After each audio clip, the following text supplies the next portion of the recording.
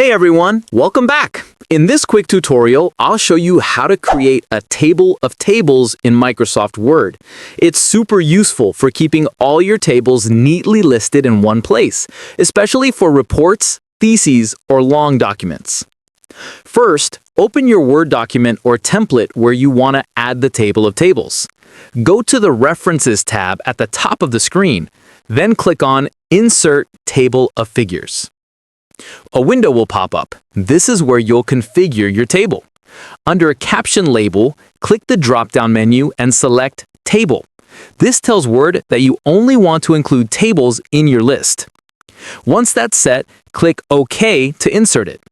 If you haven't added any tables with captions yet, you might see a message saying, "No table of figures entries found." Don't worry, that's normal. Once you start adding captions to your tables, this list will automatically update.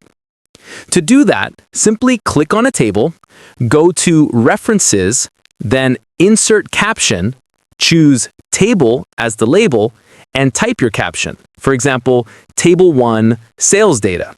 Word will handle the numbering for you automatically. When you've added all your tables, go back to your table of tables, right-click it, and select Update Field. Then choose Update Entire Table. Now all your tables will appear in order with page numbers. And that's it! You've successfully created a professional-looking table of tables in Word. If you found this helpful, don't forget to like, comment, and subscribe for more Microsoft Word and Office tips.